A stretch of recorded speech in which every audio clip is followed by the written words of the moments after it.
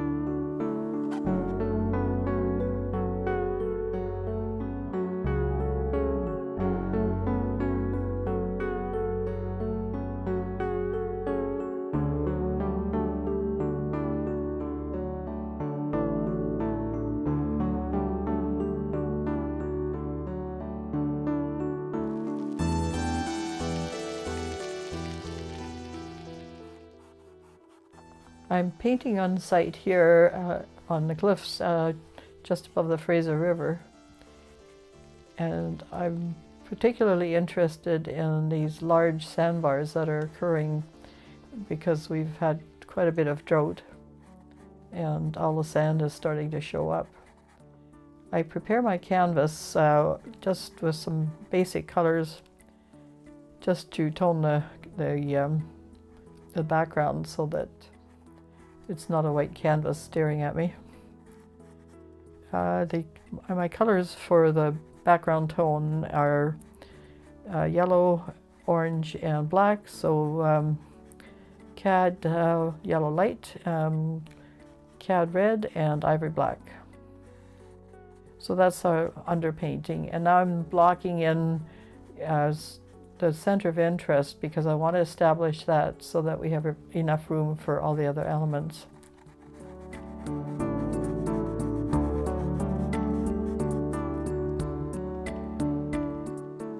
Wiping some areas back as I see fit and adjusting. I'm basically painting wet into wet. Now my colors are from the M. Graham company, and these are walnut oil based paints, so they're very buttery. The paints are very buttery.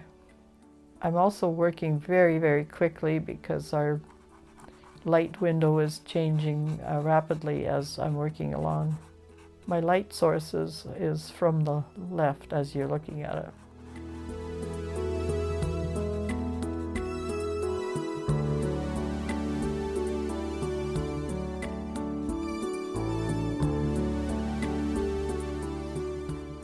So I'm just basically scrubbing in, some of the details of the shapes, not any great details in terms of specific things, but more shapes of things. So we're locating some of the basic shapes. I'm more interested in the masses here than any specific details.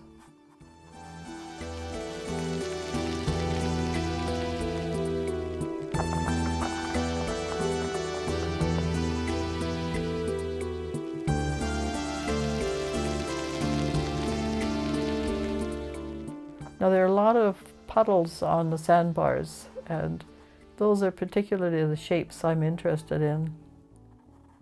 They have, very unique character. It really is what makes the scene.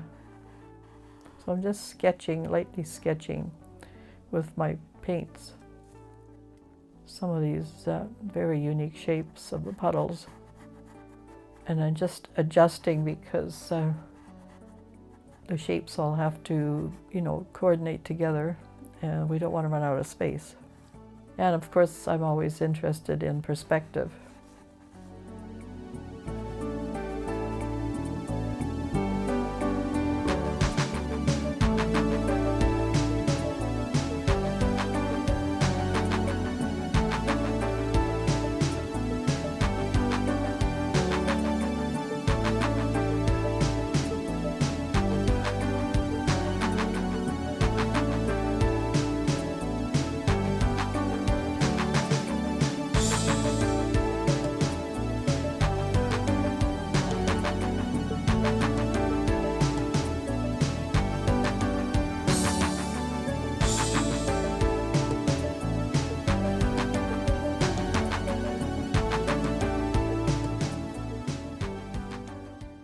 I'm just locating some edges here and starting on the background. Now I'm going sort of different than I usually do. I often start in the background and work forward, but I was really interested in getting those first basic shapes sort of aligned and in the right proportion to everything else. So now that I've done that, I can get on with some of the background. And of course, we're adjusting as we go.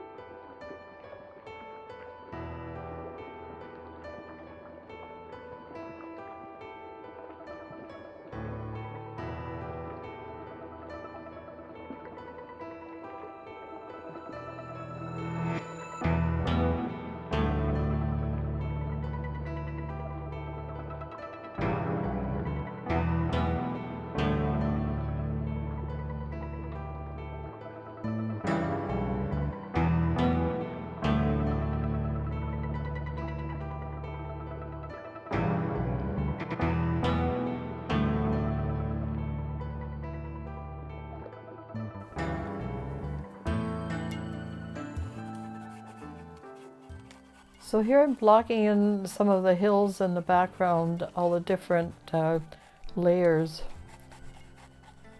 And I'm making notes to myself about that these layers change in tone as they work towards the background. I'm looking here particularly at the scene.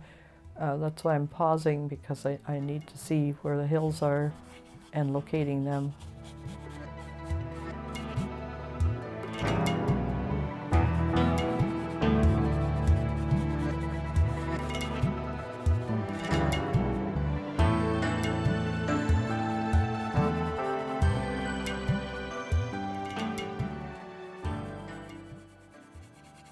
Now we're starting to scrub in the basic sort of bluish, grayish background trees. That's, there's a little bit of a haze back there, so that's the blue is quite pronounced. And again, it's just all in underpainting, so it will be adjusted as we go along. I'm just sort of trying to cover up the canvas with paint. A lot of plein air painting has to do with just getting those base layers on, and then you take it back to the studio and refine things. You just want to capture the essence, the feeling of the moment. At this time, it was blazing hot. My feet were hurting, and I was under an umbrella, so it wasn't too bad for light, but everything was quite dramatic, and of course I'm hurrying like crazy and still trying to get the essence of the whole experience down as well. It's not just about, painting shapes, and it's about how you feel at the moment and what you're trying to capture. There's so much green, and there's, There's so many trees, and of course a lot of trees are being burnt as we speak. And the haze very likely is smoke coming in from the wildfires that we're surrounded by.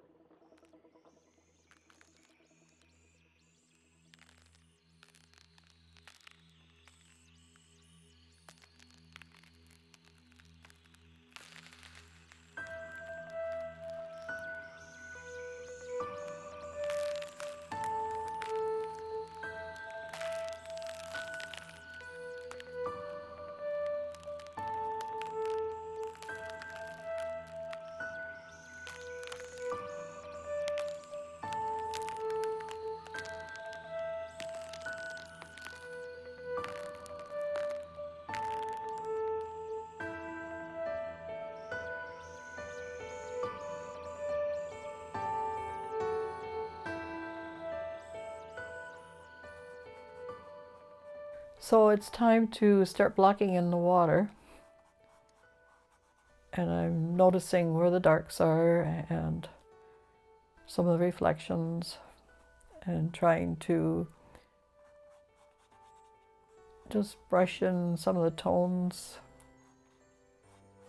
making the water feel like it's not static but moving a little bit with a variety of brush strokes.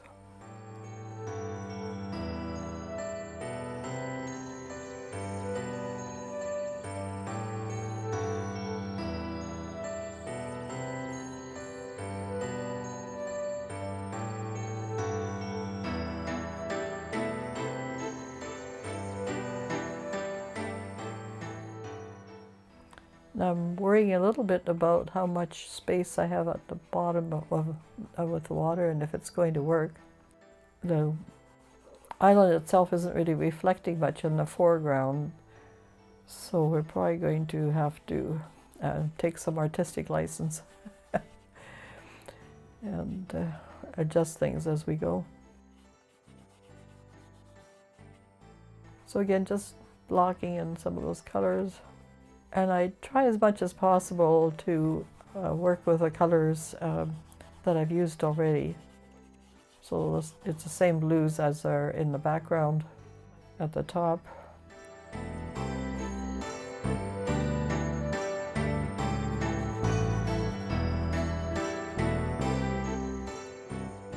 Here I'm just turning it upside down so that we do block in the bottom of the canvas. A little bit of a trick you do.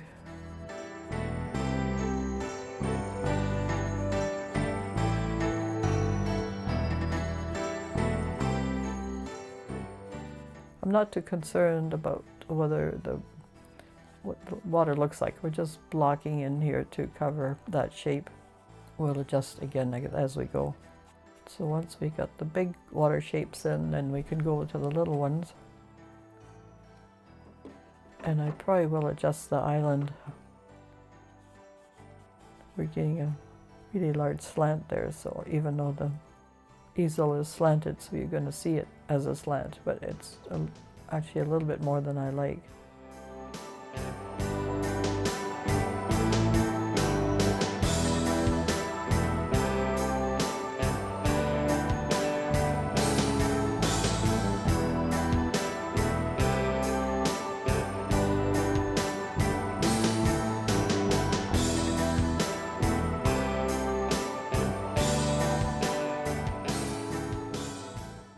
need to put in some darks.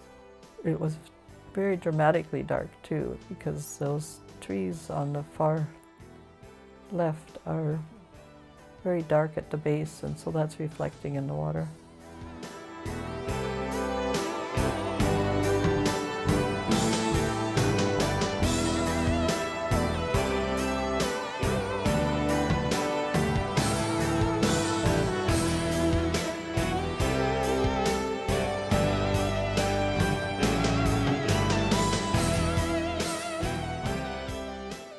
You probably have to adjust that shape, and that's why I'm fiddling with it a little bit. And I think I'm going to wipe away some areas. Nice about oils that you can do that. You just lifts it right off. Okay, now we're at those sand cliffs that are on the other side of the shore there, and using just underpainting of the blue, and then we'll adjust to make it more sand-like, and giving it a little bit more depth and dimension, and pushing it back a little bit because you don't want that to be the center of interest, and a little bit of the reflection.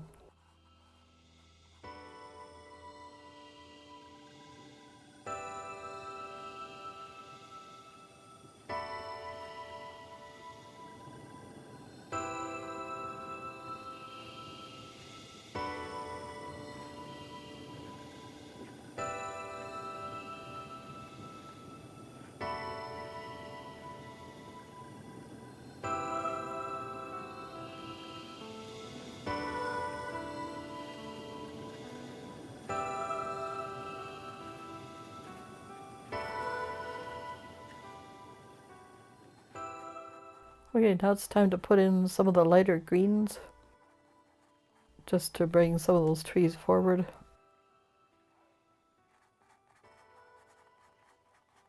So I've changed color a little bit, adding a tiny bit more yellow, a little less of the blues. And a lot of the trees are very dark at the bases, and as they go up, then they lighten up. And that's a nice counterpoint to the lighter bushes that are on the edge of the bank.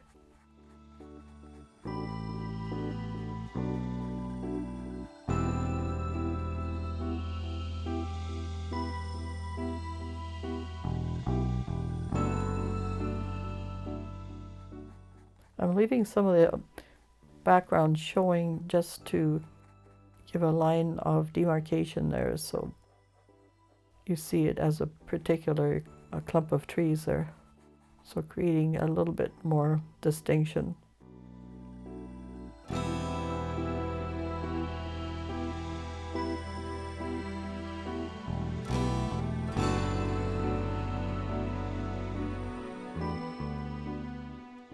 Now I'm starting on the island.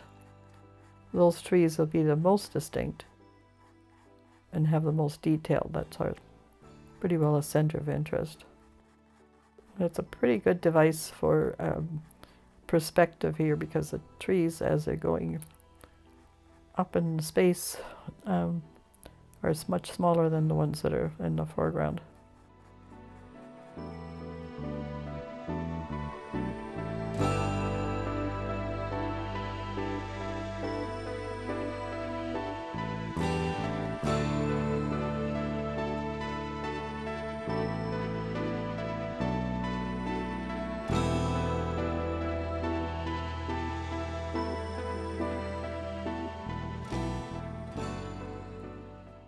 Okay, so I had a moment there where I had to really look and see. There's this line right in the line of trees there, and I was wondering whether that actually was water or just a darkened area of the sandbar.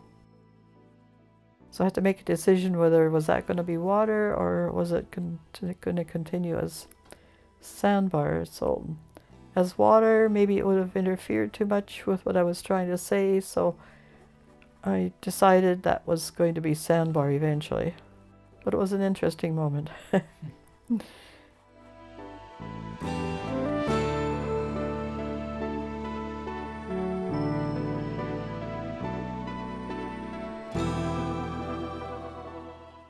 adding just a little bit of detail to those foreground trees on the island.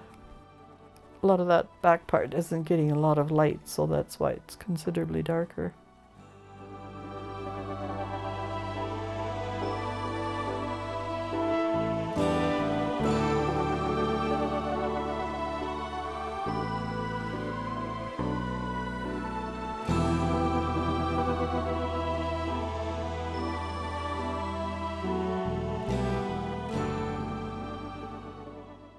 Okay, I'm continuing to adjust the trees, and as I adjust the foreground trees, often I'll go back into the background and work a bit on there. It's a good idea to work on all parts of your canvas just to coordinate. And bit by bit, everything gets the detail that you want. And it all hangs together better.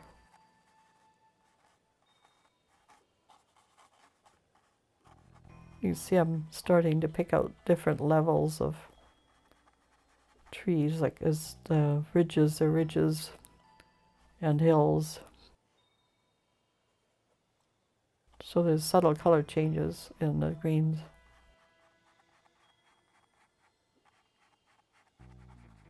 Probably adding some red in to darken, or some black. So basically right now I'm just adjusting a lot of things. Some of the water that's in the foreground, I'm lightening up that whole forward section. Just trying to create a little bit of the movement that the river is showing. And straightening out the sandbar, which is quite curved.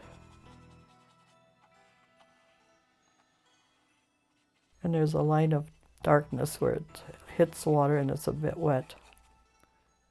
We'll make more adjustments as we go along. It's basically still all underpainting.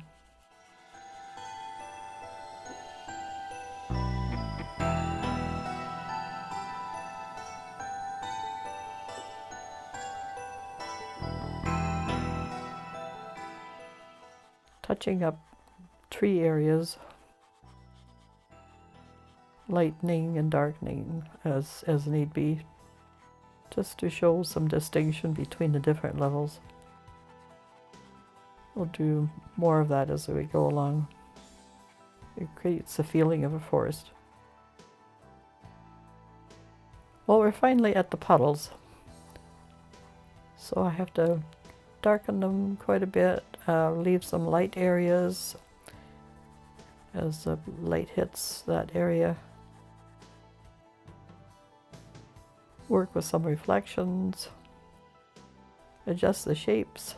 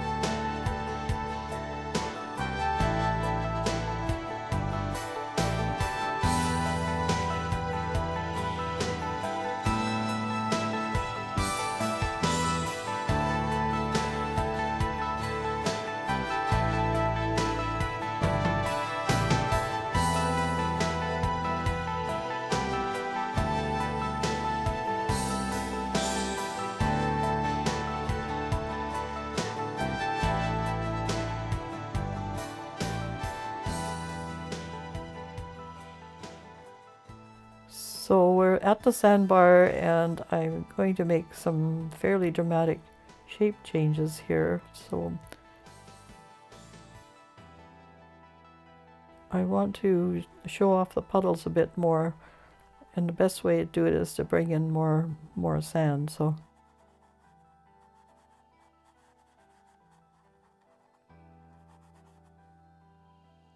I have to clean my brush out a bit so that the sand colors will be more prominent.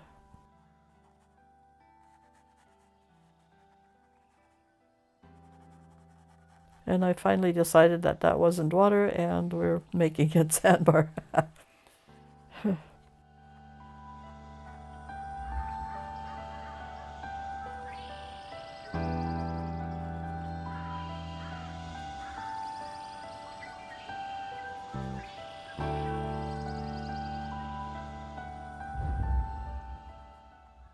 Again, making subtle tone changes,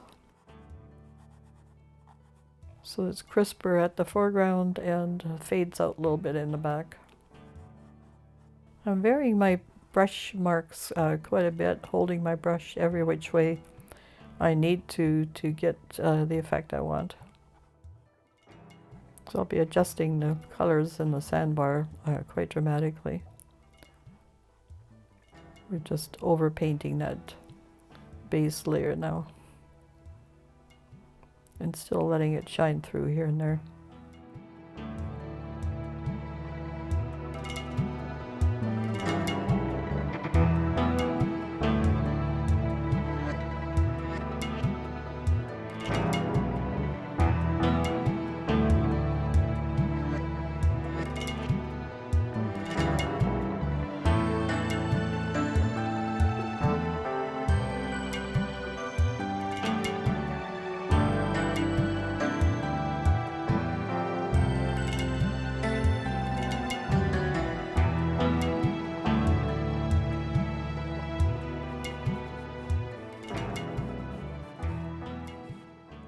So I need to adjust the banks at the back. They're just capturing a little bit too much attention. They need to be pushed back. They're there, but I just want them as a subtle effect. And then adjusting the color of the sandbar. Again, cooler at the back. And then we're going to start warming up the foreground.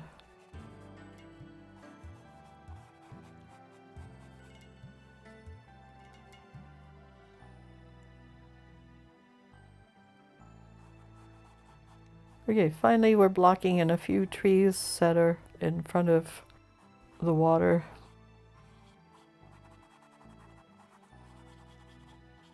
Just some basic shapes. They're not going to capture a lot of attention, but it gives a feeling of that there's, you know, another bank. And that the river isn't really wide there. And I just thought I'd put in some broadleaf trees as a counterpoint to all the evergreens that are on the other side. They won't get a lot of detail, they're not so important, but there's an aspect to them that is necessary to the composition.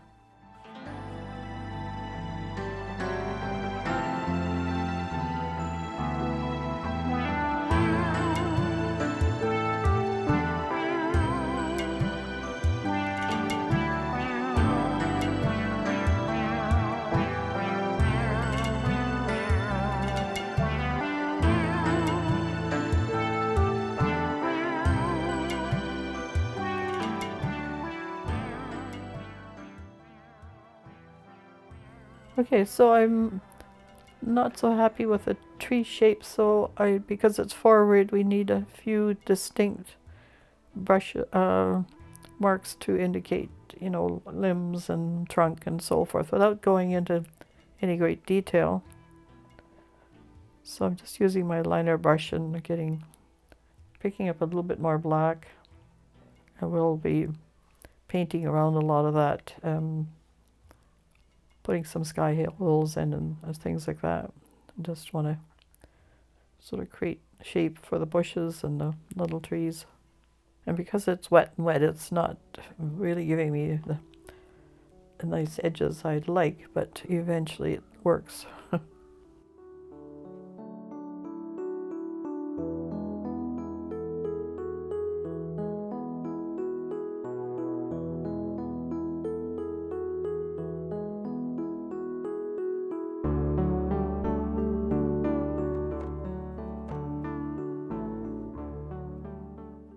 Okay, so we're just adjusting the trees a little bit, adding some foliage. And then next thing I'm going to do is adjust the river color, and we're maybe paint in some sky holes. or water holes in this case. Just some brushwork to indicate foliage.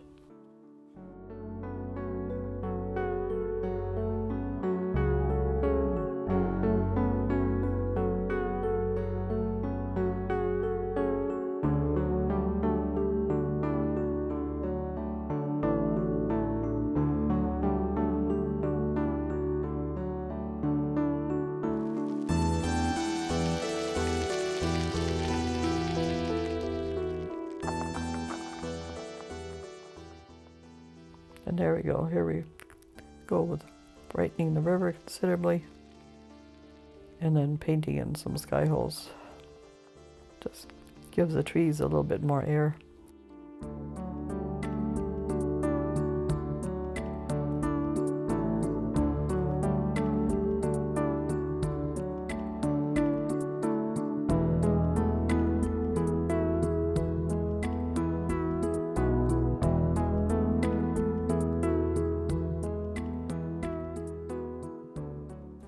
These are the last little touches that I'm going to be doing, and then we'll probably wait for everything to dry and then make some adjustments.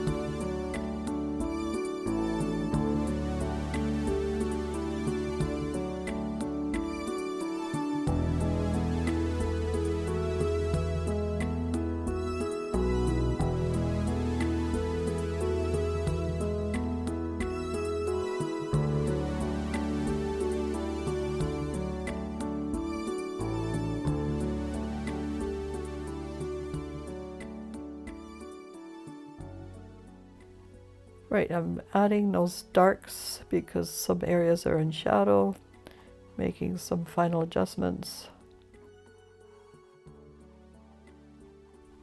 Putting in some dramatic darks in the backgrounds, just to set off one area against another.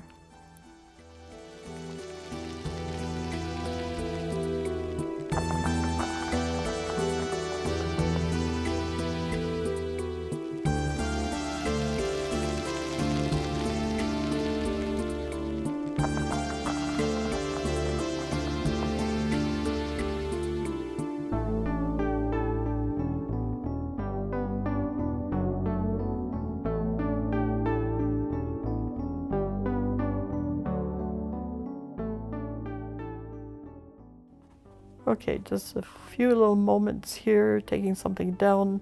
I have everything I need now, I think, for the studio.